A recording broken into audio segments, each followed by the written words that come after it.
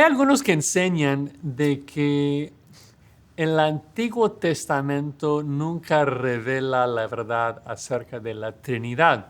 De que el concepto de que hay un solo Dios que habita eternamente en tres personas, Padre, Hijo, Espíritu Santo, de que eso es un invento o tal vez de los autores del Nuevo Testamento, incluso algunos que dicen que es más tarde, que realmente es la iglesia evangélica que inventa la doctrina de la Trinidad.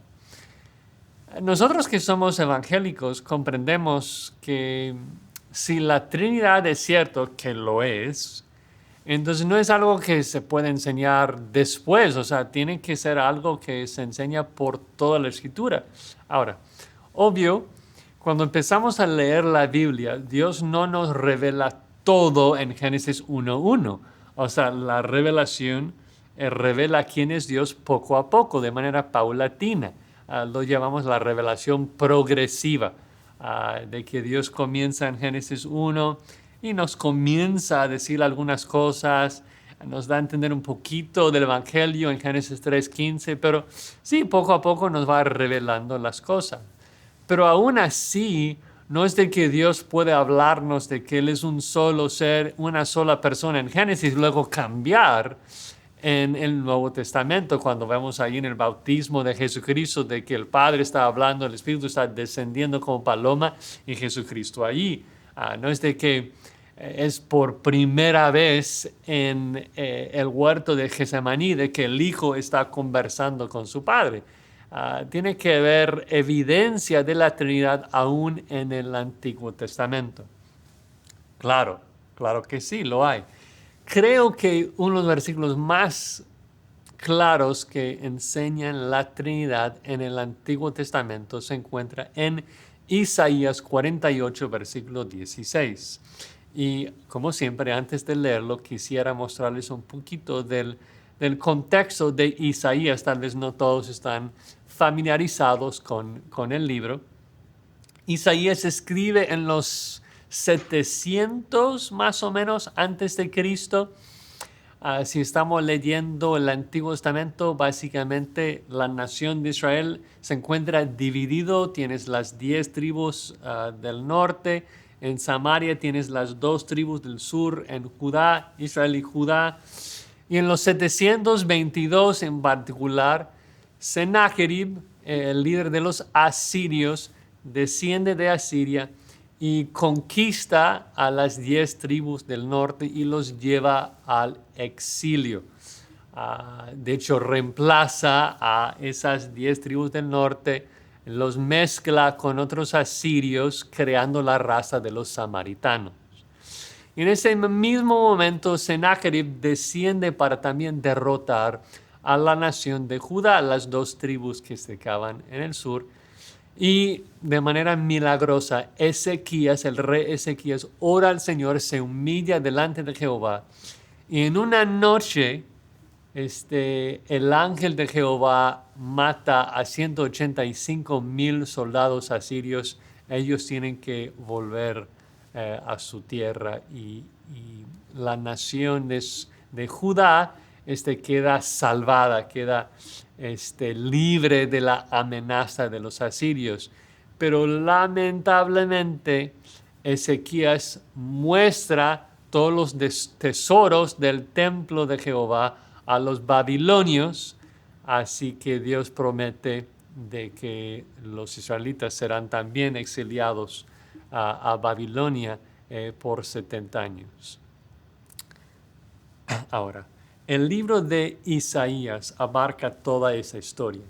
Y en los primeros 35 capítulos, esos 35 capítulos narra las profecías que Isaías declaraba en su ministerio antes de la esperanza de la victoria del ángel de Jehová, antes de la esperanza, digamos, de la restauración. Entonces los primeros 35 capítulos más o menos es pura condenación.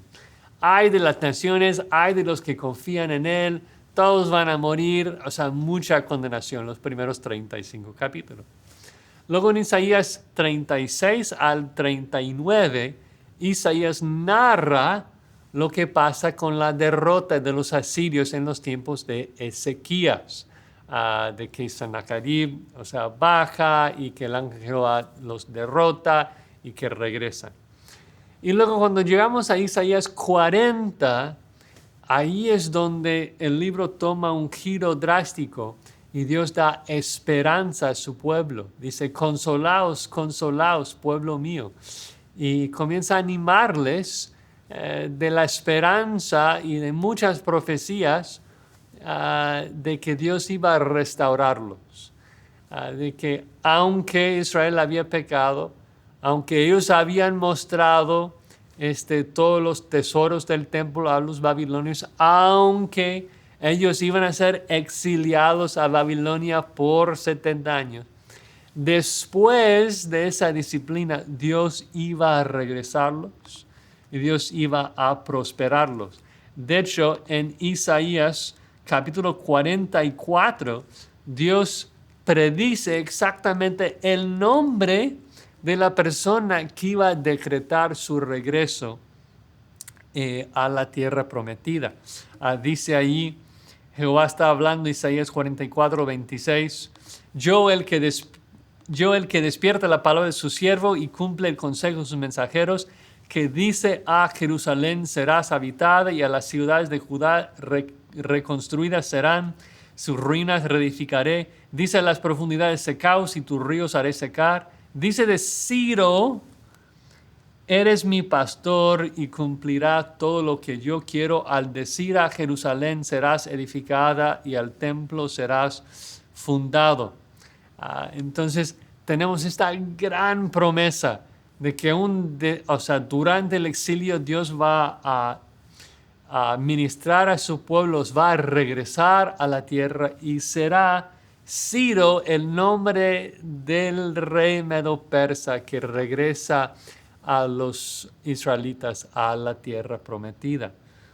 Es un mensaje de gran aliento. Pero aún esto no resuelve el problema del pecado de Israel, así que luego encontramos en el capítulo 53 de Isaías el pasaje sobre el siervo sufriente, de que Jesús será castigado por nuestro pecado, que Él fue herido por nuestras rebeliones, molido por nuestros pecados, de que dice, todos nosotros nos descarriamos como ovejas, cada cual se apartó por su camino, mas Jehová cargó en Él el pecado de todos nosotros. Entonces Dios nos va a salvar, Dios nos va a restaurar, Dios nos va a perdonar por medio de este siervo, este Mesías que va a cargar sobre sus hombros el pecado de todo su pueblo. Entonces tenemos ese gran mensaje de que Dios va a salvar a su pueblo, les da esperanza, les da consuelo. Lo curioso, como dije, es de que estás viendo el contexto de Isaías, entiendes un poquito más de quién va a ser este siervo sufriente, quién va a ser ese Mesías que muere en el lugar nuestro por nuestros pecados. Y no es un hombre solamente. No es un hombre muy justo y muy perfecto, sino es Dios encarnado. ¿Por qué lo sabemos?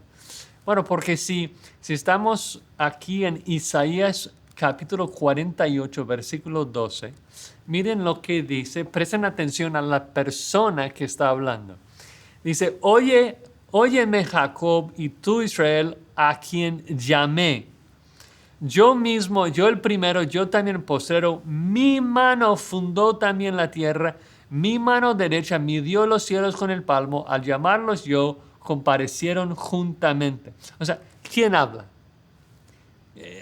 ¿Quién es el único que podría decir de que yo hice el mundo, yo fundé la tierra? Aun si regresamos más, por mí, por amor de mí mismo lo haré, para que no sea amancillado mi nombre y mi honra no la daré a otro. ¿Quién habla? ¿Quién es el creador de Jacob y de Israel? ¿Quién es el que midió la tierra con su palmo? Pues no hay lugar a dudas, Dios está hablando. Ok, versículo 14, Dios sigue hablando. Juntaos todos vosotros y oíd. ¿Quién hay entre ellos que anuncie estas cosas? Aquel a quien Jehová amó ejecutará su voluntad en Babilonia, su brazo estará sobre los caldeos. Yo hablé y le llamé y le traje, por tanto será prosperado su camino. Acercaos a mí. O sea, ¿a quién se refiere? ¿Quién está hablando? Acercaos a mí. Dios está hablando. Dios dice, oíd esto. Desde el principio no hablé en secreto, desde que eso se hizo, allí estaba yo. Es un ser eterno, es Dios que estaba desde el principio. Y dice, ahora me envió Jehová el Señor y su Espíritu. Y es como que, oye, tranquilo, ¿qué pasó aquí? El creador del universo está hablando y el creador dice de que Jehová el Señor le está enviando al mundo junto con su Espíritu. O sea, no puede haber un versículo más claro, ni siquiera en el Nuevo Testamento, que hable tan claramente de la Trinidad, de que el Creador Jesucristo que hizo el mundo está hablando y dice que Jehová Dios Padre le envió al mundo juntamente con su Espíritu.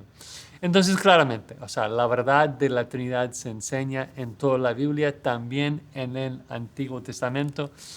Otros textos rápidamente, nada más para que vean que no solamente se trata de Isaías, o sea, tenemos a Génesis 1, en donde Dios Padre crea al mundo por medio de un verbo, Jesucristo, y el Espíritu de Dios también se movía sobre la faz de las aguas. Tenemos el versículo 26, en donde Dios, quien es un solo ser, dice, hagamos al hombre a nuestra imagen. Es plural porque es una conversación intertrinitaria, el Padre hablando con el Hijo, con el Espíritu. Tenemos otro texto favorito para mí en Génesis 19, 24, en donde, si te acuerdas de la historia, Jesucristo preencarnado está en forma de un hombre, está platicando con Abraham, había cenado con Abraham, luego los dos ángeles, o sea, fueron a Sodoma y Gomorra y Jesús se queda platicando con Abraham. Oye, Abraham le dice, pero si hay 50, si hay 40, y luego finalmente, o sea, Jesucristo decide destruir a Sodoma y Gomorra. Y en el versículo 24 dice que Jehová hizo llover sobre Sodoma y sobre Gomorra azufre y fuego de parte de... Oye, ¿cuántos Jehová hay? O sea, hay un Jehová que está en la tierra hablando con Abraham y hay un Jehová en los cielos.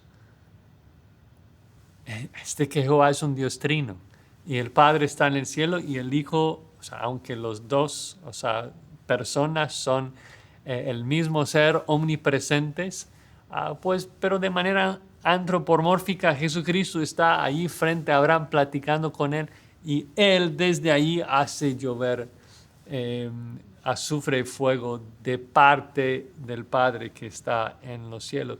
Entonces el punto es de que aún la persona que está prestando atención puede ver evidencia de la Trinidad desde el Antiguo Testamento. Y no es de que hasta Mateo 28, cuando Jesucristo dice que debemos bautizar en el nombre del Padre, Hijo y del Espíritu Santo, que es la primera vez que vemos la Trinidad. No, vemos evidencia de la Trinidad desde Génesis 1:1, en particular en Isaías 48, versículo 16, pero por toda la Biblia. Y esto debe animarnos de que nuestra doctrina no es un invento de un hombre. Lo que creemos acerca de nuestro Dios Trino es algo que Él nos ha revelado a lo largo de toda la Biblia, que es consistente, que es el mismo mensaje de siempre, y eso nos da confianza de confiar en Él y de andar en su voluntad.